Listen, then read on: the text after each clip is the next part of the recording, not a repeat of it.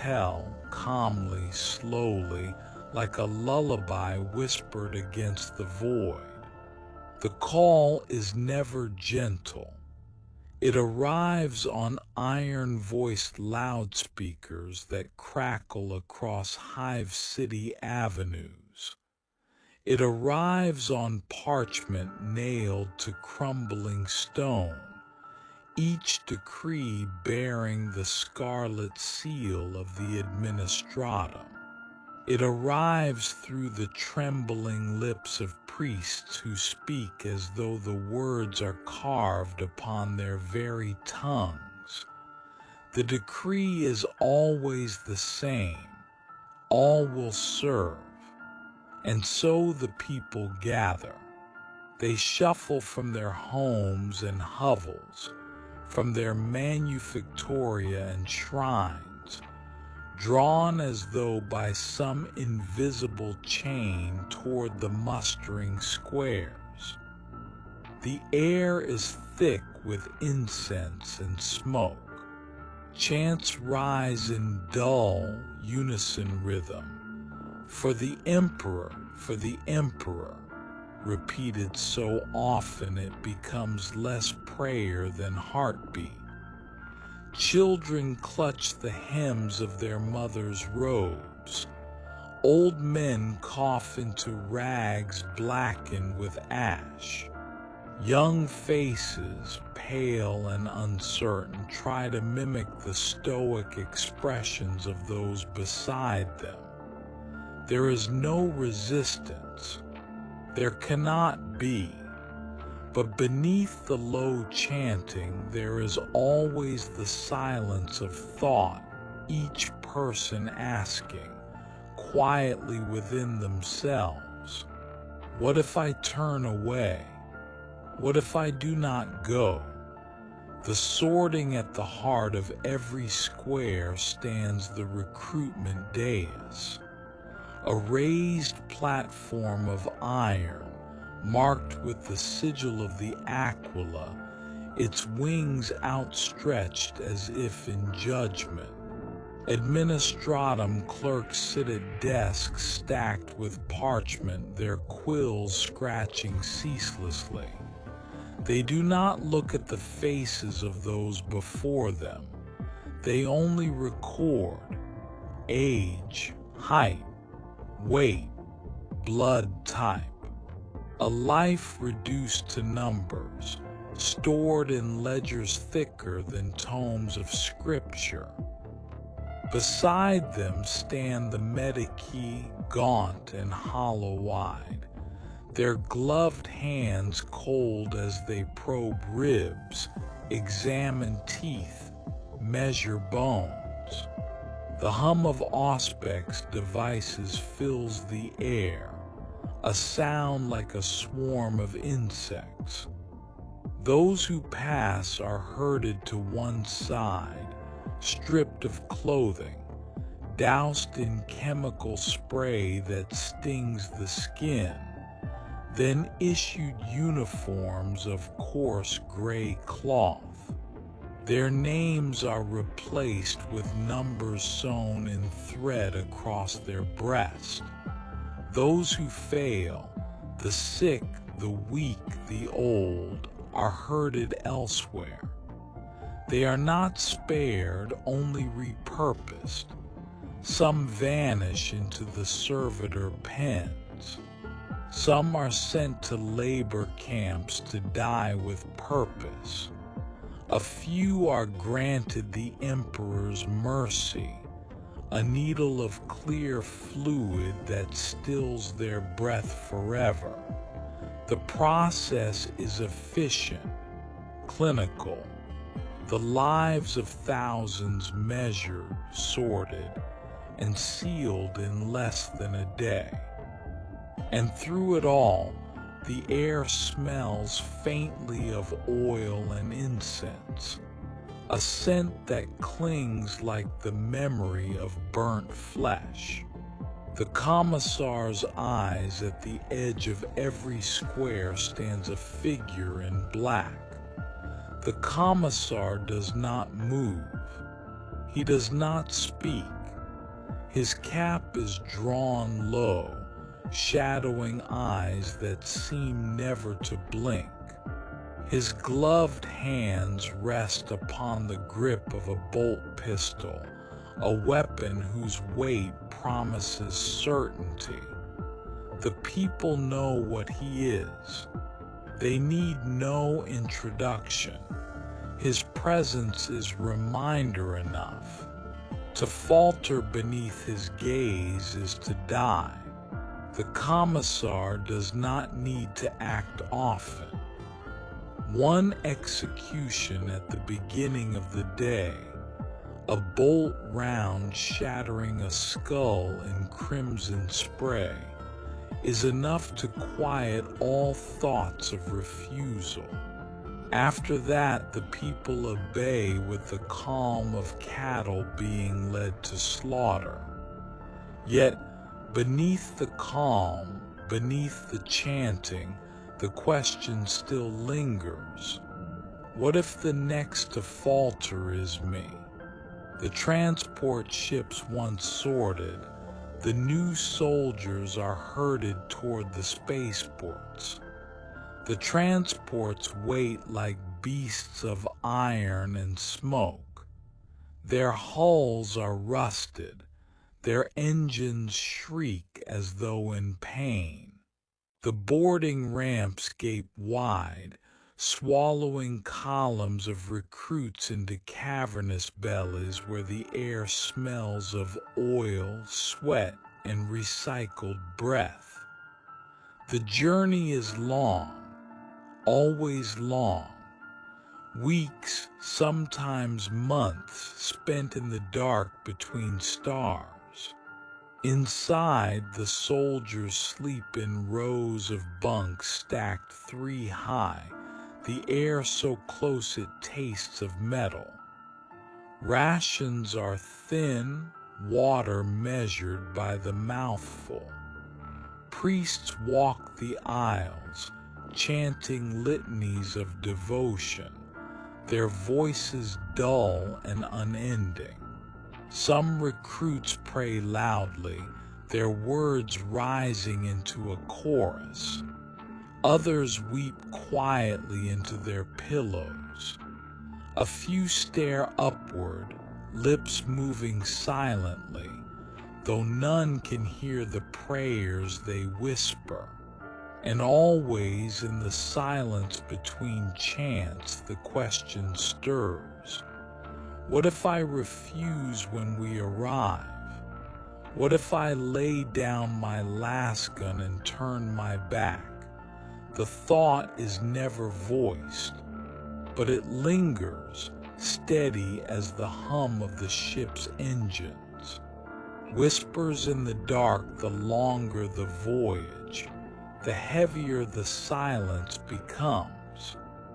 Some soldiers dream of battlefields, visions pressed into their minds by sermons, propaganda reels, and endless repetition. Others dream of home, though home is fading now, erased by distance and time. But a few dream of something else. They dream of voices in the dark, soft whispers curling through the black like smoke. The voices speak of freedom, of release, of the right to choose. The dreams are dismissed as nerves, as fever, as the weakness of untested souls. But in the quiet, when the priests grow tired and the chanting stills, some recruits lie awake, staring into the dark, and wonder if the voices were truly dreams at all. For in the warp between stars, whispers are never far. Arrival at last, the transports descend. The decks tremble with the strain of entry, the walls shuddering as atmosphere grips the hull. The air grows hot, then cool, then still. When the doors open, the soldiers march into new light, harsh, alien, unforgiving. The mustering yards stretch wide, filled with barracks and training fields. Vox speakers blare commands and drill sergeants bark until their throats bleed. Rows upon rows of recruits are handed lasguns, their fingers clumsy upon the triggers. It is here, upon alien soil, that the final transformation begins. The recruits are no longer citizens. They are guardsmen. And yet the question remains. It has not been burned away. It lingers still like a shadow cast across the parade ground. What happens if I do not fight? The answer will come soon enough. But for now, the soldiers march, their boots pounding the dust in rhythm, the sound echoing into the dark like the beat of a single, endless drum. And far above, the commissar watches. They gather in silence.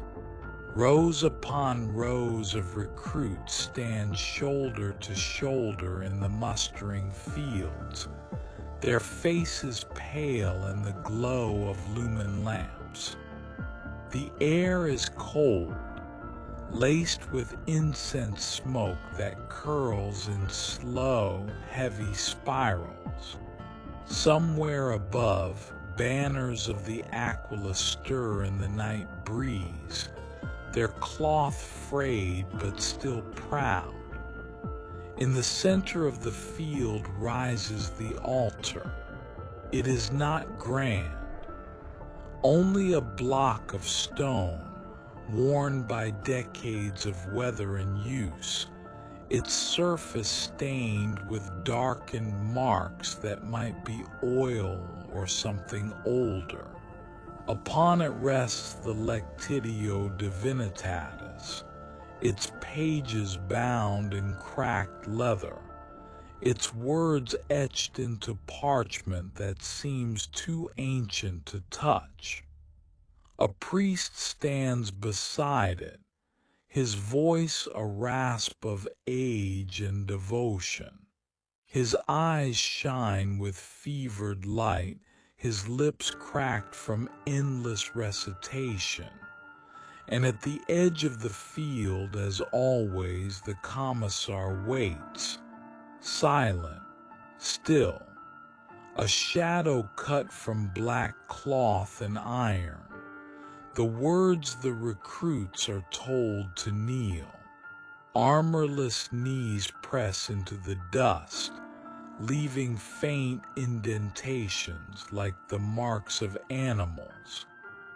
The sound is not loud, yet it carries across the field, a chorus of cloth shifting, bodies lowering, breath drawn in unison. The priest lifts his hands. His voice is calm, rhythmic, measured. He speaks of the emperor, not as a man, not even as a memory, but as something eternal. A fire that burns unseen, a light that guides all paths. He speaks of duty, of sacrifice, of the weight each soul must bear for the survival of humanity. His words are soothing, as though he whispers a lullaby. And yet, beneath their calm cadence, something stirs, something vast, something heavy. The promise of a life no longer one's own. The recruits repeat after him, I give my breath to the emperor. I give my blood to the emperor. I give my flesh to the emperor. I give my soul to the emperor.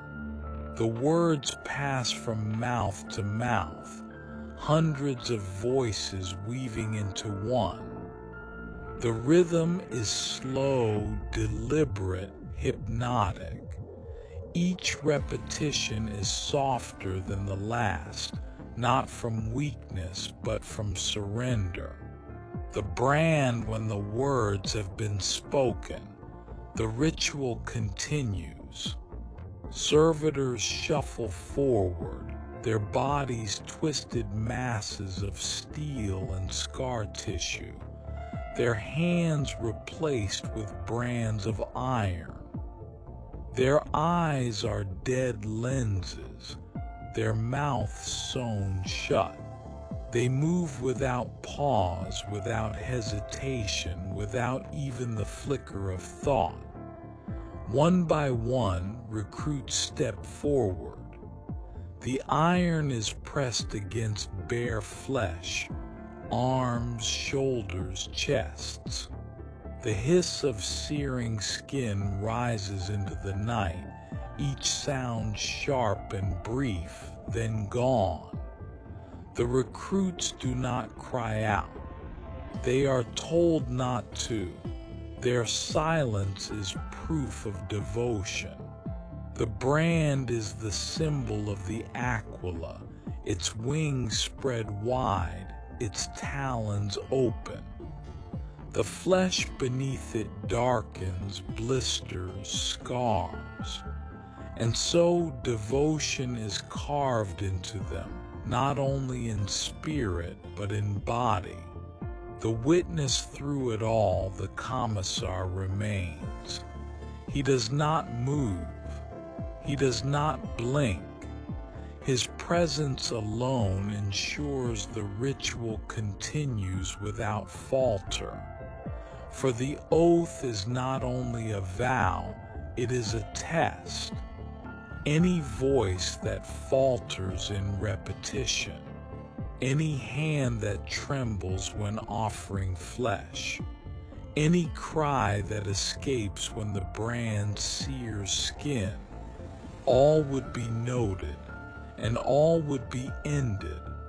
One bolt round, one crack of thunder, one spray of crimson across the dust. The silence that follows would not be broken by grief. It would be broken only by the continuation of the ritual, uninterrupted, as though the failed oath-taker had never been. The quiet thought when the ritual is complete, when the flesh still smokes faintly beneath the robes, when the words echo no longer but remain in memory, the recruits are dismissed to their barracks. There they lie in rows, side by side, eyes staring into the shadows above. The room is still, save for the faint hum of lumen strips, the occasional cough, the slow, heavy sound of sleep. But not all sleep. Some stare at the ceiling and wonder, what if I had refused? What if I had not spoken the words? What if my silence had remained unbroken, even with the commissar watching? The thought is not spoken. It cannot be. Yet it lingers like the faint sting of the brand pressed into their flesh, a reminder that choice was once possible, even if only for a moment. The silence between days pass. Training begins. Last guns are issued, drills are run, commands barked until voices crack. The oath is never spoken again, not aloud, but its shadow remains. Each command obeyed is its echo.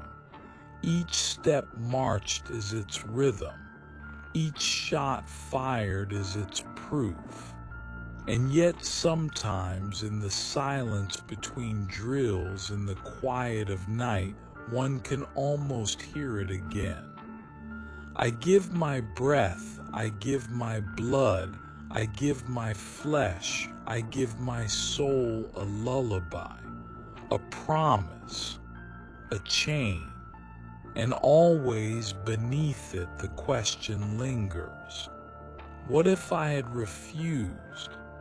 And so the recruits march into the next stage of their new lives, oath-bound, scar-marked, their choices stripped away like flesh beneath iron. The commissar watches still, and the emperor unseen demands silence.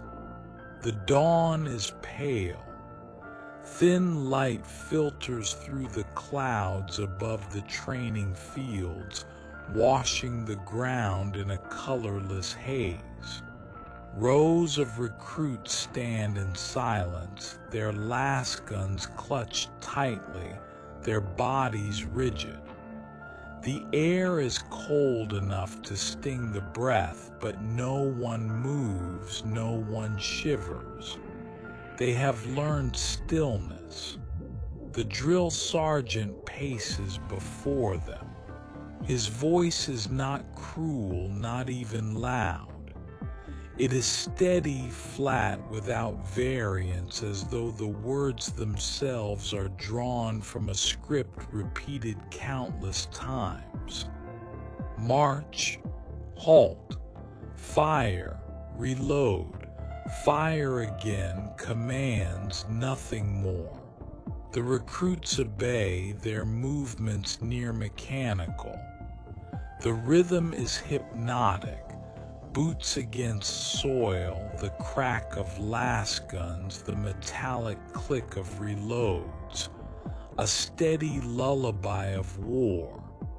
And then a pause. The hesitation, one recruit does not move. The command is given, march. The others obey, boots striking the earth in unison, but he stands still. For a heartbeat it is nothing. Perhaps he misheard. Perhaps his body faltered.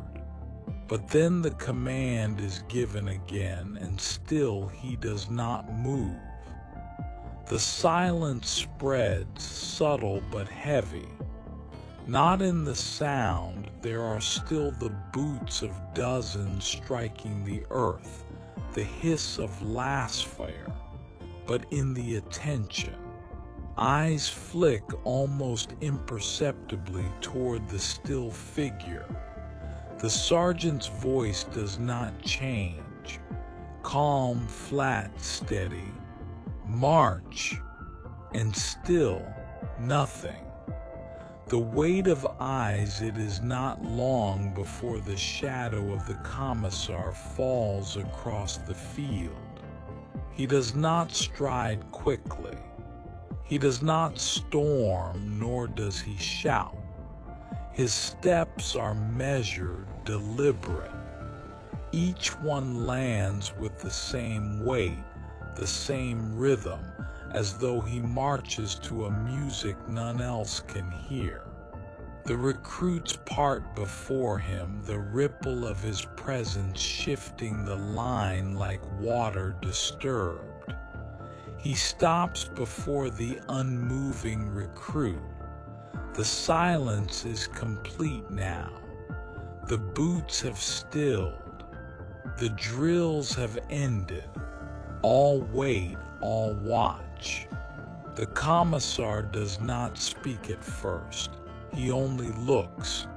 His eyes are not cruel. They are not angry. They are still, empty. A mirror in which the recruit sees only himself. The question when the commissar finally speaks, his voice is quiet. Why do you hesitate? the words are calm, almost gentle. They drift into the morning air like smoke. The recruit swallows, his throat dry. His voice, when it comes, is fragile, uncertain. I do not wish to fight. The words are soft, barely audible, yet they carry across the entire field, sinking into every ear. The stillness deepens. No one breathes too loudly. No one dares shift their weight. The response, the commissar nods once slow. You do not wish to fight. He repeats the words not as a question, not as a challenge, simply as an echo. His hand rests on the grip of his bolt pistol. The motion is not hurried. It is not even deliberate. It is as natural as breathing, as inevitable as the sunrise. The recruit trembles now, his stillness breaking. His lips move as though to speak again, but no sound comes. The commissar tilts his head slightly. There is no wish, only duty. The end, the bolt pistol rises. There is no ceremony, no flourish, no pause for judgment. One moment the recruit stands trembling. The next he is gone, his body torn apart in a crack of thunder. The sound echoes across the field, then fades into silence. Smoke lingers in the air.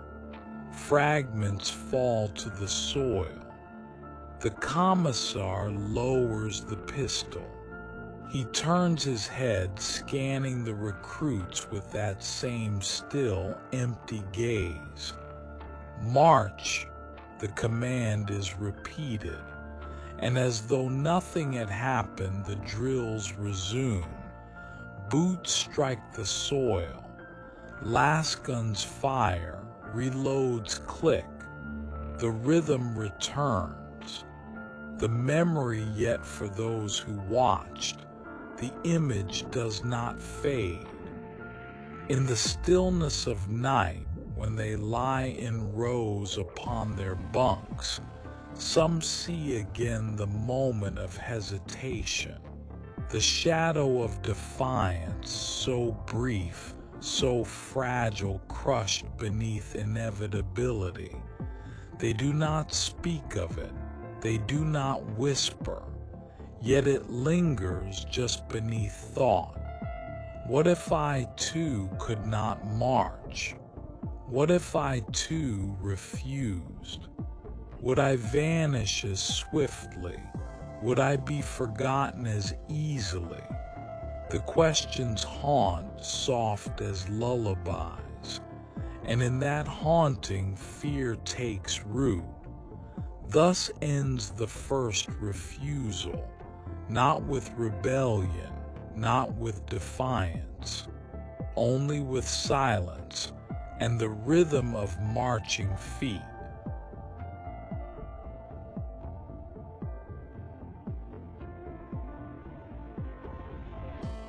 The Imperium does not forgive weakness, but death, though final, is not always the chosen tool of discipline.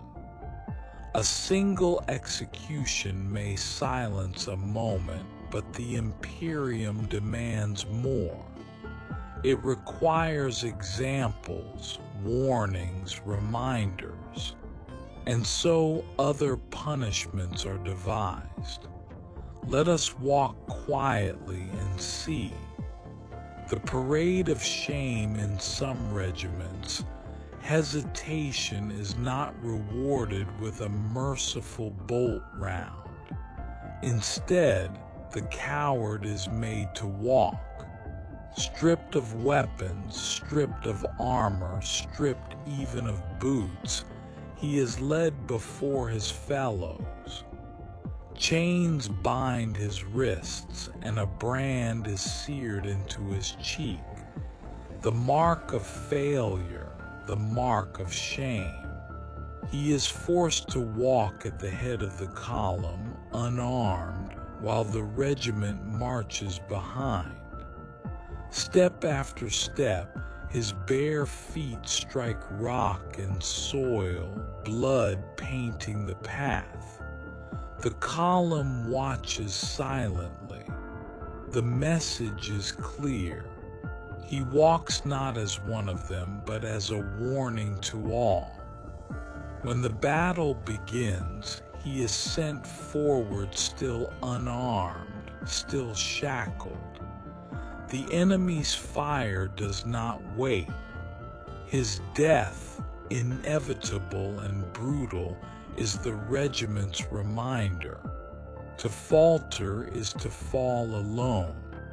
The commissar's lesson, yet shame is not always enough. The commissar's bolt pistol is swift, but sometimes he prefers a slower teaching. A coward may be brought before the regiment at dusk. The air cools, the fires flicker, and the soldiers sit in silence as the commissar speaks. His voice is calm, steady, almost soft. This man refused his duty. He hesitated. He forgot the emperor's will. Then, without raising his voice, without fury, the commissar gives the order. The coward squad mates must carry out the execution. One by one, lasguns are raised. One by one, shots ring out. The body jerks, twitches, collapses. In this way, each soldier learns. Hesitation is not only death, but death delivered by one's own brothers. The penal legions, but some are not granted even the release of execution. They are condemned instead to the penal legions. These soldiers are stripped of names, their uniforms marked with the black and orange of the condemned. Explosive collars are fastened around their throats, humming softly, a constant reminder of their fate. When the order is given, they are the first to charge. The collars ensure obedience. A single hesitation, a single step too slow, and the collar blossoms with fire. The head vanishes in an instant, the body crumples to the soil. Those who survive are not praised, nor rewarded. They are thrown again and again into hopeless battles, each day a coin flipped between death by enemy fire or by the detonator's call. The Imperium does not waste. Even cowards have use as meat for the grinder. The servitors silence, and there is a fate colder still. Not death, not even punishment among men, but transformation. The tech priests of the Adeptus Mechanicus watch the ranks with quiet eyes. To them, a hesitating soldier is not a sinner but a resource. Flesh can be stripped, reshaped, reforged. The coward is taken, strapped to a slab of steel. Sedatives are not always given. Limbs are removed. Augmetics bolted in their place. The brain is carved, lobotomized, thoughts erased until only fragments remain. A skull pierced with plugs, wires burrowing deep. When it is done, what was once a man rises again. No voice, no will, no hesitation. A servitor, forever bound to toil, forever stripped of choice. The humming of augmetic limbs replaces the sound of breath. The glow of ocular implants replaces the gaze of eyes. And in this silence, there is no refusal, only obedience. The whisper of fear, these punishments do not need to be frequent.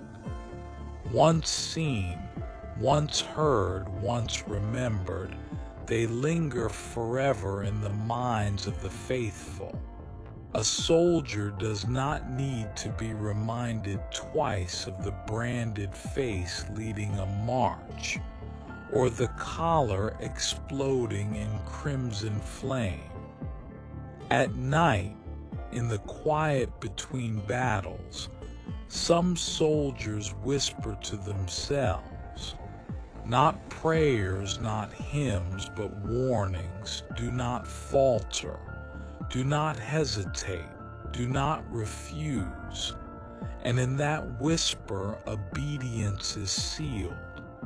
The calm of inevitability, the Imperium does not forgive. It does not forget. The coward is punished not for himself, but for all. His body, his fate is a message. To march is to live. To fight is to serve. To refuse is to be unmade. The galaxy spins on, endless in its wars, endless in its hunger for flesh and blood. And those who walk its battlefields learn quickly there is no escape. Thus the punishments are laid bare. Execution, shame, penal service, servitor transformation, each one calm, each one inevitable, each one a reminder that refusal is not an act of choice, but the first step toward erasure. The shape behind the regiment, every regiment carries its banner, its colors, its honor, but each also carries a shadow. Not cast by sun or moon, but by a figure in black, the commissar. He does not lead the march, nor does he linger at the rear. He moves where he wills. Sometimes among the squads, his boots falling softly on the soil. Sometimes alone on the ridge, his silhouette outlined by firelight. The soldiers never know where his gaze will fall. They only know that it does fall always. And in that knowledge lies a quiet fear, steady as the beating of a heart. The stillness of his presence, unlike the officers, the commissar does not shout. Unlike the priests, he does not sing. His voice is measured, deliberate. Each word lands with the weight of law. Each command is simple, sharp, undeniable. When he walks among the squads at night, the whispers fall silent. Dice are tucked away. Jokes die half-spoken. The air grows heavy, though no hand has touched it. He does not need to draw his bolt pistol. The pistol draws itself in the imagination of those who see him. And so, Even in silence, he speaks. The unblinking eye, the soldiers learn quickly that the commissar sleeps little. His tent is dark, but his eyes seem always open. Some swear that when they wake in the depth of night, they see him standing just beyond the firelight, his silhouette unmoving, watching. Others whisper that he does not sleep at all, that the emperor fills him with wakefulness so he may guard against hesitation forever. Whatever the truth, his gaze becomes a second sun. Even when unseen, it burns upon the backs of their necks, and under that gaze, men do not falter.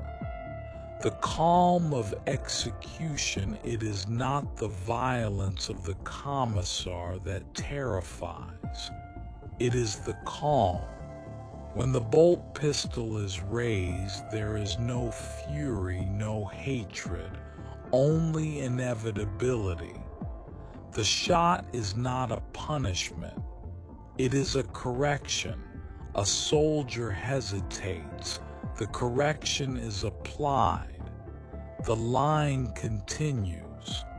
The serenity of it is worse than anger. Anger can be forgiven or at least endured.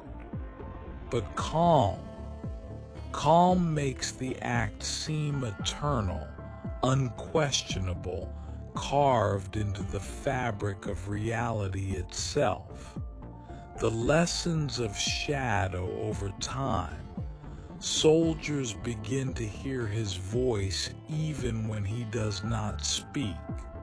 The commissar need not order them forward. They imagine him at their backs. They need not fear their officers. They fear the pistol more. Even the priests who chant hymns to the emperor find their words less binding than the silence of the man in black. And in this way, the commissar becomes more than a figure. He becomes an idea, a shadow stitched into every heartbeat, every breath. The burden of watching, yet some whisper other things, that the commissar himself is not untouched by this shadow, that in his solitude, in his sleepless nights, he too carries the weight of countless eyes. For when he executes, he does so calmly, but not joyfully. His face is still, but his hands, some say they tremble when hidden by the folds of his coat. Perhaps he remembers the names of those he kills. Perhaps he hears them in his dreams. Or perhaps he does not.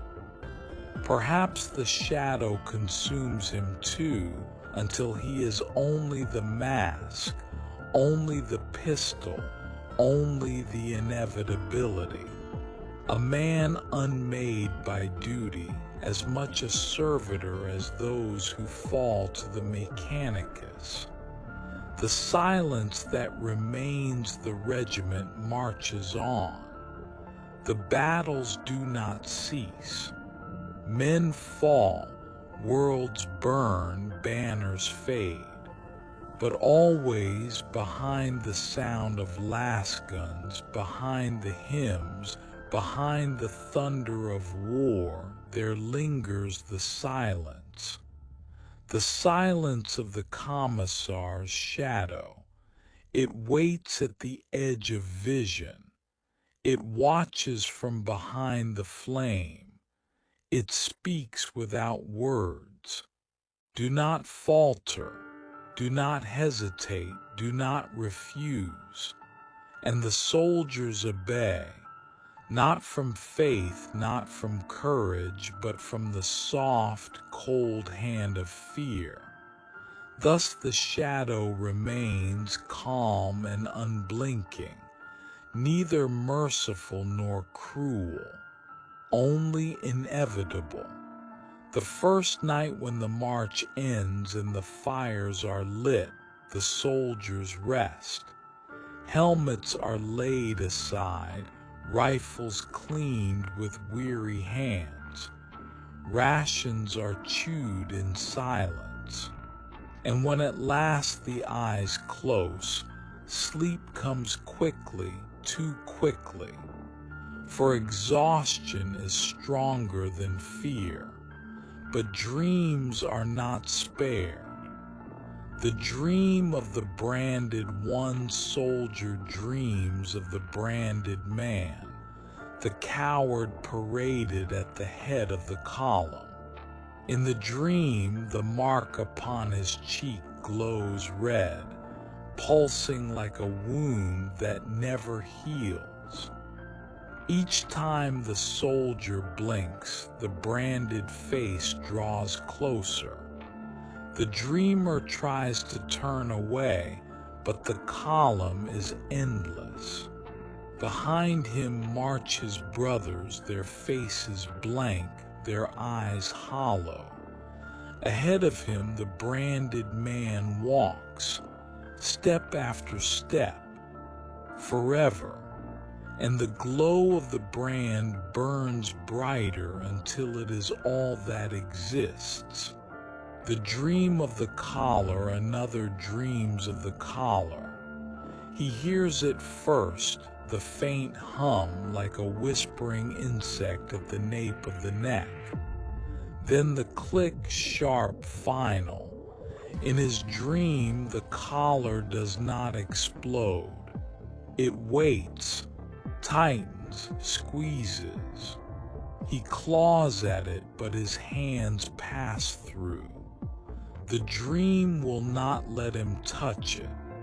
The pressure builds, the hum grows louder until it drowns out even his heartbeat. And then he wakes, gasping, hands at his throat, certain for a moment that it is still there. The dream of the servitor, a third dreams of the mechanicus. He sees the slab of steel, the sparks of cutting blades, the hiss of cauterizing tools. In the dream, it is not the coward upon the table. It is himself. The tech priests work in silence, their faces hidden behind masks of bronze. Augmetic arms descend, replacing his limbs with cold steel. His jaw is pried open, replaced with vox grills that hiss static where words once lived. The dreamer feels his thoughts thinning, his memories slipping like sand between metal fingers. His name fades first, then his face. Then all that remains is obedience. When he wakes, he cannot remember at first who he is. The dream of the commissar, but the worst dream is of the commissar. In this dream, he does not speak. He does not move. He only stands. The bolt pistol is not drawn, but its weight is present, heavy, inevitable. His eyes are not seen, but felt, burning in the dreamer's chest. The dreamer knows that he will be judged. He knows that the judgment will be calm, and he knows that it will be final. The dream offers no escape, no waking, until with a start, the soldier jerks awake to the sound of the fire crackling, and wonders if the commissar's gaze is still upon him. The whispers between dreams over time, the dreams spread. One soldier whispers of them to another. Another nods, eyes wide, having dreamt the same. The dreams are not identical, but they rhyme. They echo. They repeat the same symbols. The brand, the collar, the slab, the shadow. Some begin to dread sleep more than battle.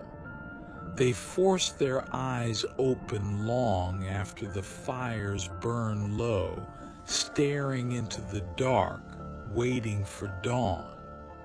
But exhaustion always wins, and when the eyes close, the dreams return.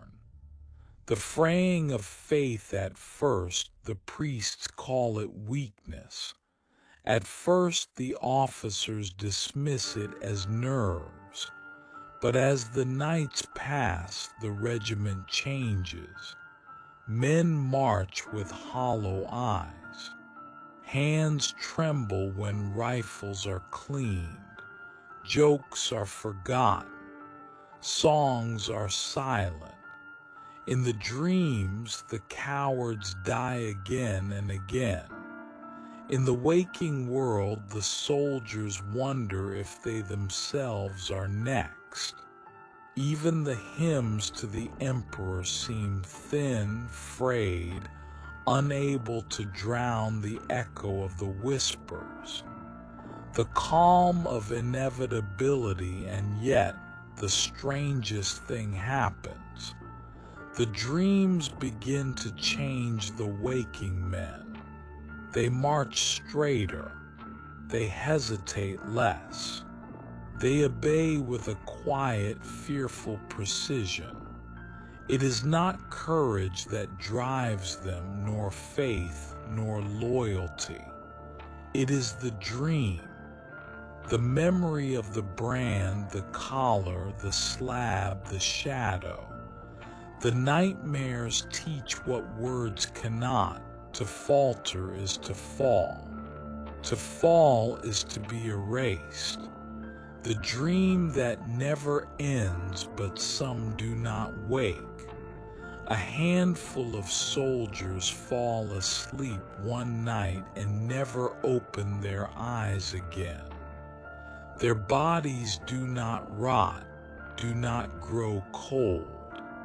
Their chests rise and fall, but they remain trapped, forever wandering the column, forever hearing the hum of the collar, forever seeing the shadow of the commissar.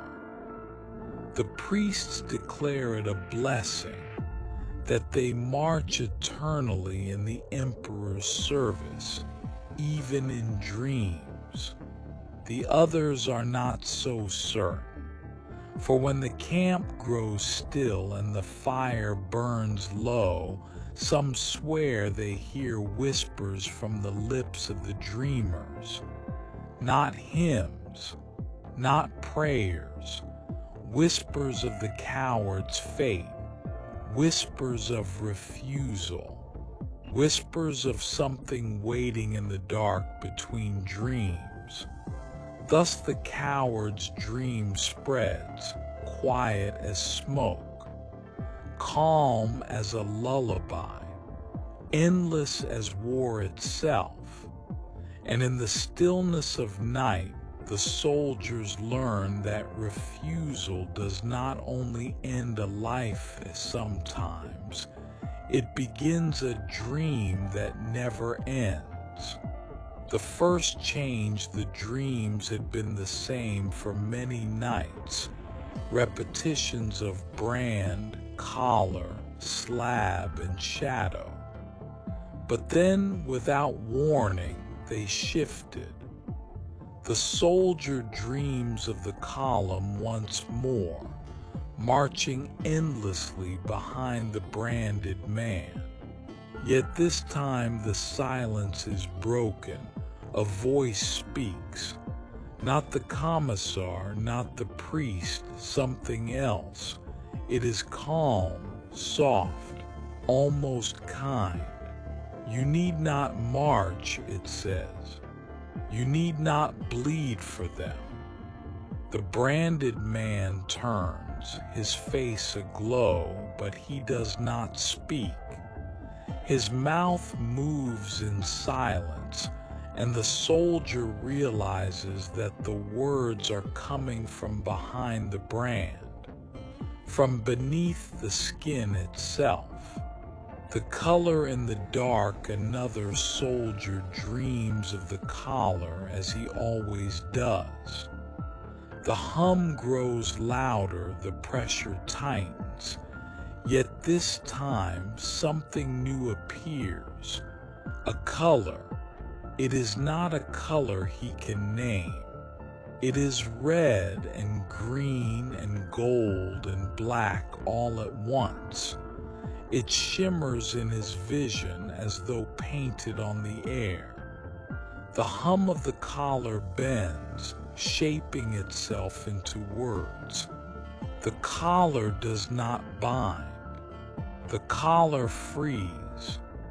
And for a moment the soldier does not resist the pressure. He leans into it, feeling it spread through his veins like warmth. When he wakes, the hum is still in his ears. The laughter in the Mechanicus hall, a third dreams of the servitor slab again. The tech priests descend, their augmetics hissing, their tools glowing red hot. But this time when the cutting begins, the soldier hears something unexpected. Laughter. Not the laughter of the priests, not the laughter of men, but a high, brittle sound like glass breaking again and again. The soldier realizes with horror that it comes from his own mouth. As his jaw is torn away and replaced with steel, the laughter only grows. When he wakes, his lips are cracked and dry, as though he has been smiling all night. The commissar's shadow changed the worst dream remains of the commissar. But now when the shadow falls, it is no longer silent. The pistol still weighs heavy. The eyes still burn unseen. But a second presence stands behind him, something vast, formless, watching with him. And when the dreamer feels the gaze upon his chest, a second voice joins the silence. He is not your judge, we are. The soldier wakes weeping, though he does not know why. The waking echoes in the daylight, the whispers remain. When the squad marches, some soldiers hear them between the beat of boots. When they fire their rifles, some swear the recoil murmurs words. When the priests chant, some hear other hymns layered beneath, subtle, mocking, sweet. They do not speak of it aloud, not yet, but they know. The dreams have followed them into the waking world. The splintering of faith at first, the priests redouble their efforts. Louder chants, longer prayers, punishments for blasphemy. But their voices crack with strain. The hymns falter. The soldiers sing half-heartedly, their voices blending into murmurs that sound more like whispers than worship. Some begin to hesitate at the edge of battle, not in fear of the commissar's pistol, but as though listening for another command, one softer, more tempting. And when they move forward again, it is with an unsettling calm, not obedience, not loyalty, but curiosity. The whispers promise the dreams grow clearer. Hesitation is not death, the voice says. Hesitation is freedom. The commissar cannot follow you here. The soldiers begin to linger in their dreams, resisting the urge to wake.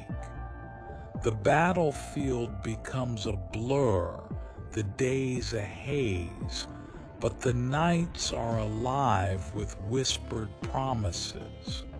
The brand no longer burns, it glows with beauty. The collar no longer chokes, it hums with power.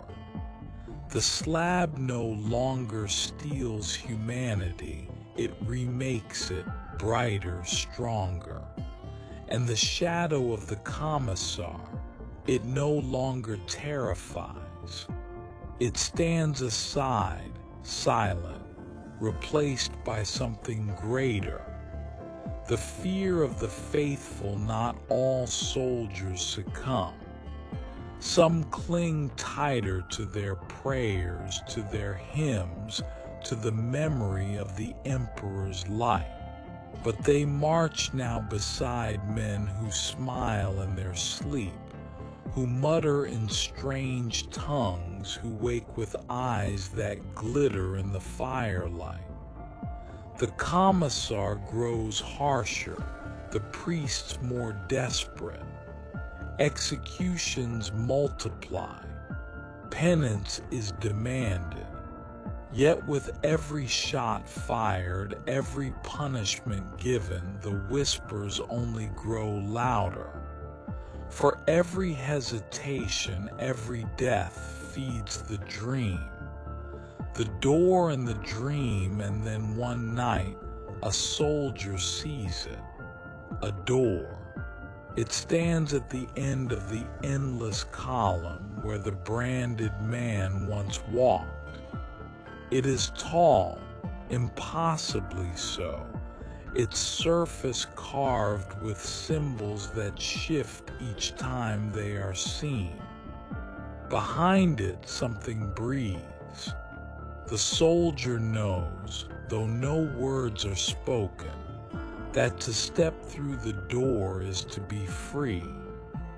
Free of the commissar, free of the slab, free of the collar, free of war itself. And when he wakes, his hands are outstretched, clawing at the empty air, his fingernails cracked and bleeding. Thus the whispers deepen, no longer just fear, no longer just discipline. Something else waits in the dream, patient, kind, terrible. And soon the soldiers will have to choose whether the voice they follow wears the mask of the emperor or something far older and far hungrier. The door in dream, the soldier dreams again of the door. It is vast, taller than the walls of any fortress. Symbols crawl across its surface, glowing faintly in colors that do not belong to mortal eyes. The breath behind it grows louder, slow, patient, waiting. The soldier's feet move without his command. Each step is soft, soundless, as though he walks upon clouds of dust. And when he lays his hand upon the shifting surface, the metal is not cold. It is warm. It beats like a heart. The choice he hesitates only for a moment. Behind him, he sees the column of guardsmen still marching, their heads bowed, their bodies gray and weary. The commissar's shadow falls long across them, pistol raised, lips moving in eternal silence. The priests drone endlessly, their voices ragged, strained. He remembers the punishments, the collars, the slabs, the executions, the inevitability of it all. Then he looks again at the door, and he realizes here in the dream no pistol is aimed at him, no shadow judges, no hymn commands. There is only choice and the promise that lies beyond. The opening when his hand presses harder, the symbols twist like serpents, aligning into a shape that almost resembles a keyhole. Something inside stirs. The door shudders. With a sound like tearing cloth, it splits open, revealing a darkness so deep it glows. And from within comes a whisper, clearer now than ever before. Step through. You are already mine. The first step he steps forward. The ground beneath him melts away. The column, the commissar, the priests all dissolve into smoke. There is only the door and the breath and the soft glow of the abyss. His body changes as he moves. His skin prickles, stretches, shifts. His bones hum. His blood thickens and his heartbeat slows to a steady rhythm that matches the sound behind the door. Each step feels like falling, but also like rising. Each step is surrender and freedom. The world beyond, he does not emerge into light, nor into darkness. Instead, he finds himself standing in a place without ground, without sky, without horizon. A realm of shifting colors, sounds, and shapes, none of which obey the laws of reality. Faces drift across the air, dissolving into laughter, eyes open and close in the void. Whispers twine together into hymns, into promises, into secrets. And at the center of it all, something vast waits. He cannot see it fully. He dares not. But he feels its gaze, vast and endless, curling gently around his soul. Welcome, it says. The return he wakes, but something is different. The campfire burns low, his squad sleeping around him. The commissar's silhouette stands guard, still and unwavering. Yet when the soldier opens his eyes, he sees the firelight shimmer in colors that are not there.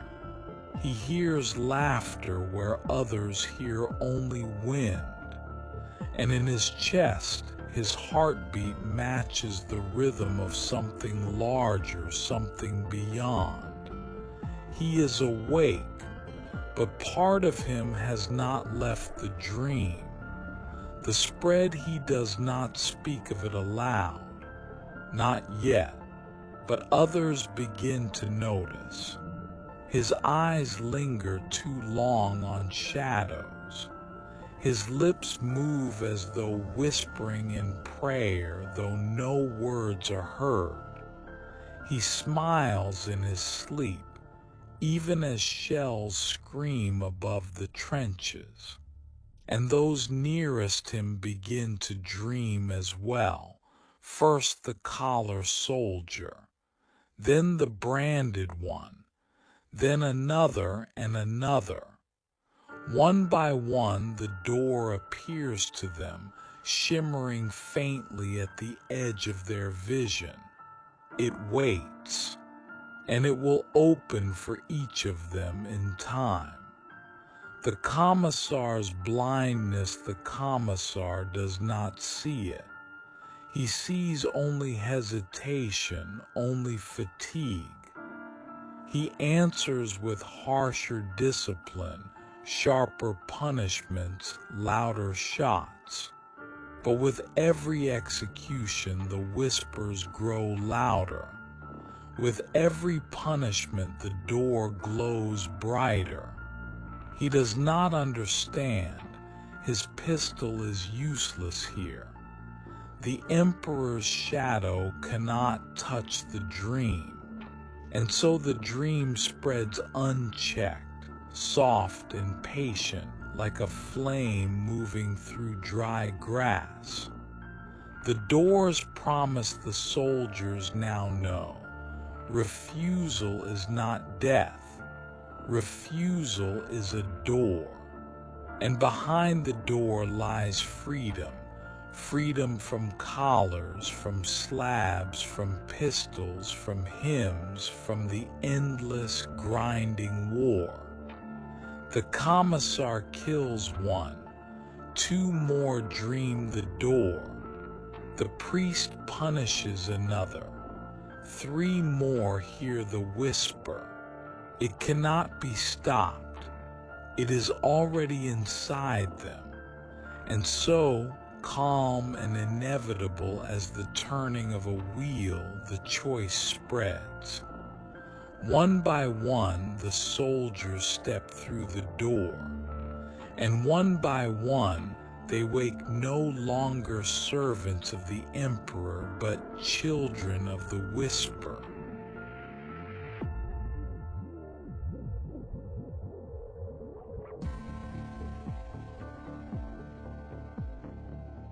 The last night the soldier sleeps once more.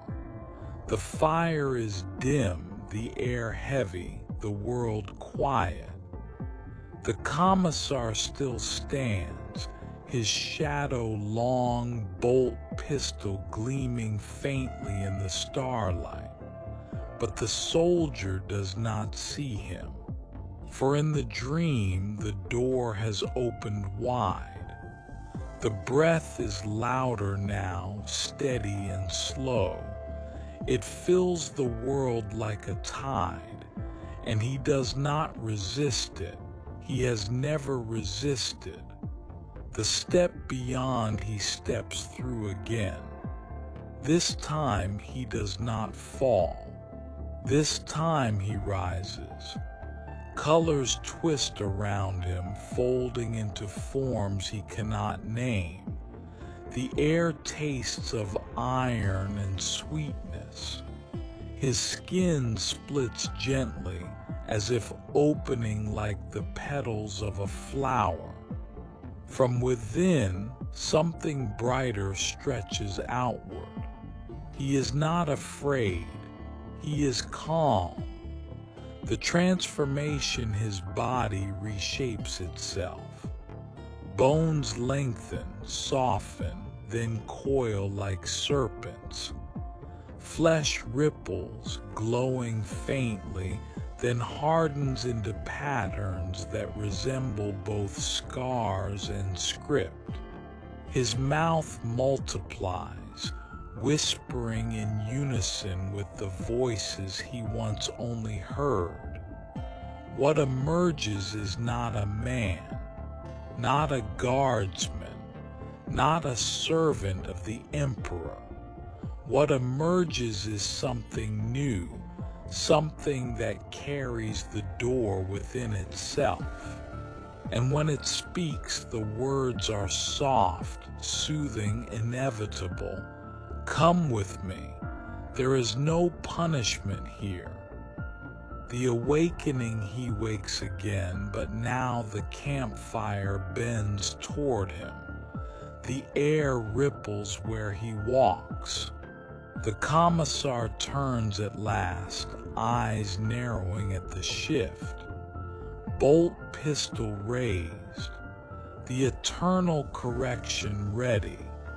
But as the trigger is pulled, the bullet slows in the air, twisting into smoke before it can strike. The soldier knows the thing he has become, smiles faintly. You cannot correct what is already free. The commissar fires again, again, again. Each shot dissolves like mist, and around them the squad stirs, awakened not by sound but by whispers. The final fate of the commissar is calm even now. He steps forward, pistol steady. But as he enters the glow, his shadow breaks apart. Piece by piece, the inevitability he embodied dissolves. His voice falters. His silence ends. And for the first time, the soldiers see him tremble. The whispers coil around him.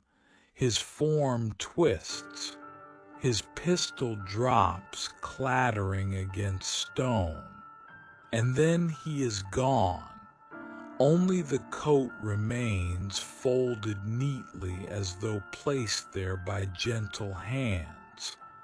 The regiment transformed, the soldiers rise.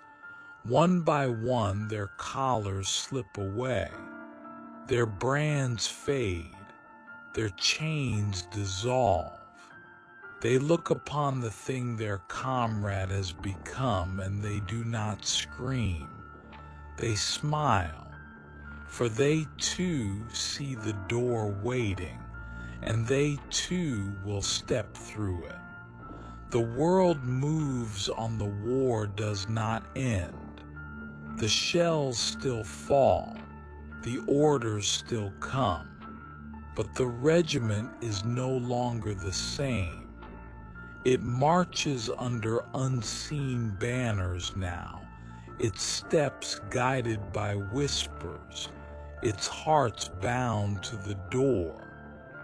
Other regiments will see them and not understand. Other commissars will punish and find their pistols empty. Other priests will pray and hear only laughter in reply. The transformation spreads, calm and unhurried, like nightfall across a broken world. The whisper that remains, and so the soldier's refusal did not bring execution. It brought something else, something far quieter, far more complete. He has become the door, and every dream is now a key. When soldiers refuse, they do not die. They simply step through.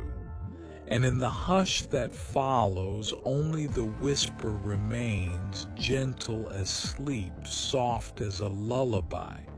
You are free now, forever free. Closing silence, the fire burns low. The shadows stretch long. The war continues, endless, without mercy. But somewhere beyond the veil a door waits, and behind it something breathes, patient, calm, unstoppable, waiting for the next soldier who dares to refuse. The first echo, the regiment vanishes from the records. Administratum scribes mark them as lost, consumed, or annihilated.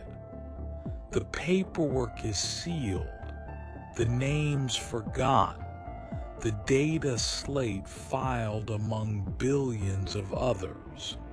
Yet their footsteps continue, not on the battlefields listed in reports, but in dreams. The first echo of the door spreads like ripples in still water, soft, unseen, unstoppable. The second regiment, another world burns. Another army marches. Collars gleam in the dim light, and commissars bark their inevitable corrections. And then, one night, a soldier dreams. Not the first soldier, not the same place, but the same door. He wakes smiling. His punishment cannot erase it. The next night, another dreams. Then another. And soon, the regiment that once swore to the emperor finds itself pausing on the march, their eyes glazed, their lips whispering silently to something no one else can hear. The commissar notices. He raises his pistol, but when the bolt fires, it dissolves into mist. The echo has reached them. Across the stars, the Imperium is vast. Its soldiers are countless. Its wars never cease, but dreams slip past walls. Whispers ignore borders. The door does not require ships or astropaths or vox channels. It moves through silence, through sleep, through despair. Every soldier who hesitates, every worker who refuses, every prisoner who sighs against the chain, each one hears the breath behind the door. And one by one, the door opens. The ecclesiarchy's response priests begin to notice. Confessions turn strange. Soldiers no longer fear punishment. They smile when threatened, laugh when whipped, pray to no one the priests can name. At first, the ecclesiarchy burns them as heretics. But when the flames rise, the smoke twists into shapes that whisper softly in the firelight. The crowd gathered to watch hears the voice, gentle and warm. You are free. Step through, and more of them do. The silent march, world after world, regiment after regiment, the silence spreads. Reports vanish from records. Ships go dark in the void. Entire battalions walk into forests, into ruins, into oceans, and are never seen again. But their faces linger in dreams. Their whispers echo in halls, and always the door waits, carved upon the back of the mind. The commissariat cracks, the commissariat grows harsher. Public executions double, then triple. Whole squads are purged for hesitation, yet still the whispers spread. Some commissars dream the door themselves. They wake with sweat upon their brows, pistol in hand, staring into shadows that seem to breathe. Some resist, others do not. And when a commissar steps through, entire regiments follow. The administratum's blindness, the records cannot contain it. Every day, reports vanish into sealed archives. Every week, more data is lost. Every year, more names are erased. But the scribes do not question it. They file their reports, seal their documents, and in their dreams they see the door. The administratum itself becomes another echo chamber, and the door grows louder. The shape of the whisper it is no longer a single voice. It is a choir, thousands, millions. Every soldier who steps through joins the whisper. Every commissar who falls becomes another tone. Every priest who burns sings another verse. The door is no longer waiting. It is singing, softly, endlessly, into every corner of the Imperium. The calm before, and so the galaxy drifts toward something no one can name. The Imperium fights on. The wars continue. The Emperor still sits upon the throne. But beneath it all, soldiers pause mid-march and smile. Priests falter mid-prayer and shiver. Commissars wake at night and stare into the dark, for they all know somewhere in the silence of their own thoughts, the door is waiting, and once it opens, there is no going back. Closing whisper, the stars burn cold. The wars rage eternal, but the door spreads patient and soft, like the turning of a page, like the dimming of a candle. And in the end, the question is not if a soldier refuses. The question is only when, for refusal is not death. It is freedom. It is transformation. It is the door, and the door is already open. The dream that should not be space marines do not dream. Their minds are engineered, their flesh remade, their sleep a place of silence.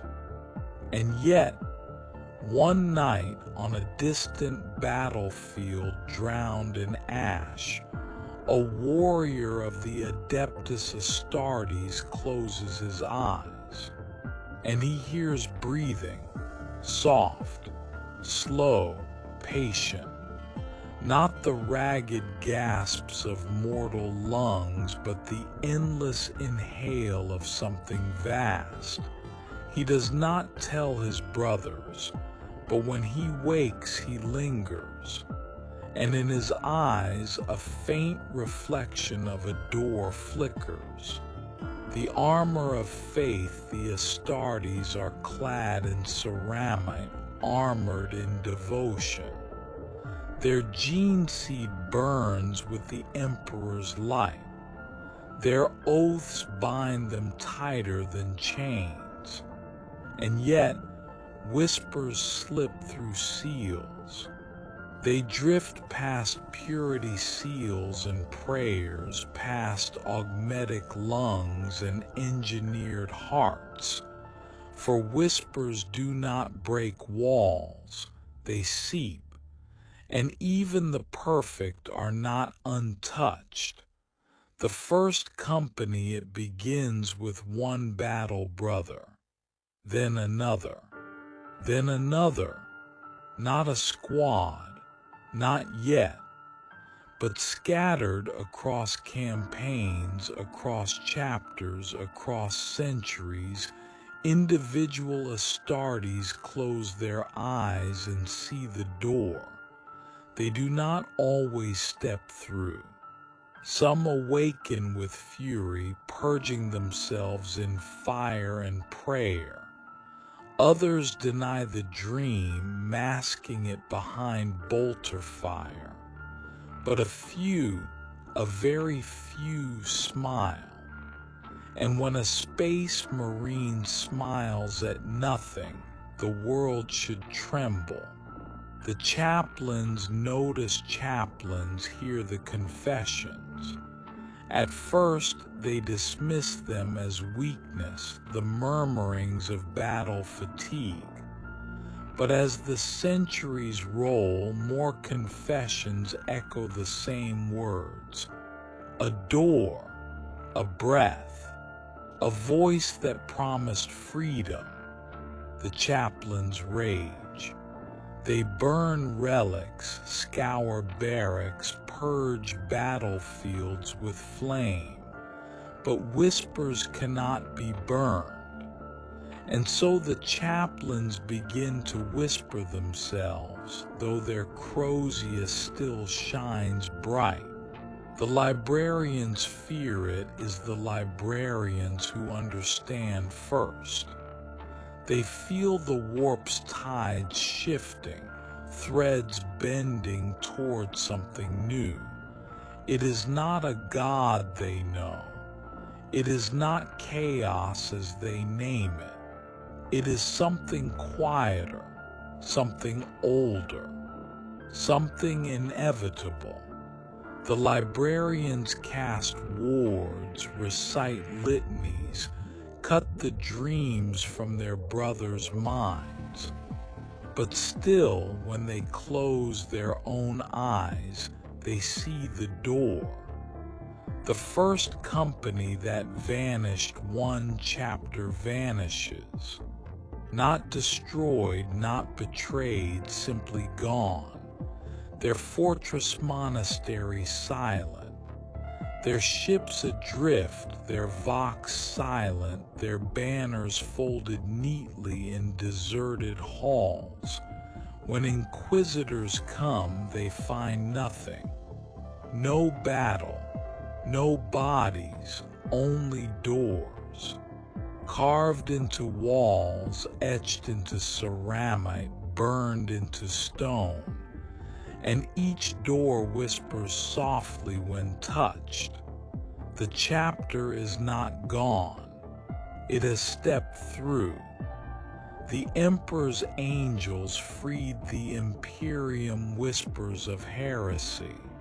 The ecclesiarchy howls of corruption. The Inquisition sends fleets to purge, to scour, to erase.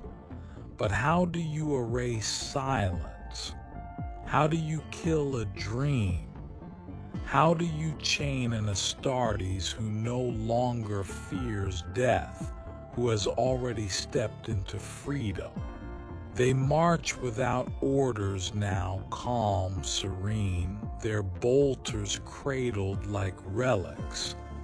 When they fight gently, each shot precise, each blow inevitable. They do not shout. They do not rage. They simply whisper. Step through. The echo and the legions soon, even the traitor legions hear it. On demon worlds, beneath bleeding skies, among warriors who swore to dark gods, whispers spread. Some chaos lords laugh, some rage, but even they dream. And in their dreams, the gods they serve are silent. The warp itself holds its breath, for the door is not theirs. The door belongs to nothing but itself, and that is why it spreads. The war that cannot be fought, the Imperium prepares crusades. Chaos readies legions. Both swear to purge this new contagion. But soldiers, priests, commissars, and now even Astartes step through. And when an army marches against silence, it finds its guns empty, its ships hollow, its generals gone. There is no war. There is only the hush that follows refusal, closing calm, and so the angels of death too have begun to refuse, not loudly, not in rebellion, but in silence, in smiles, in whispers. The Imperium does not yet know the scale. The galaxy does not yet see the truth. But in the hearts of demi-gods the door is opening. And when the Astartes step through fully, the galaxy itself will follow. For even the angels of death cannot resist forever. And once the angels are free, nothing remains to guard the throne. Whispered benediction, come, step through. The Emperor cannot save you. Chaos cannot bind you. The machine cannot cage you. You are free now, forever free.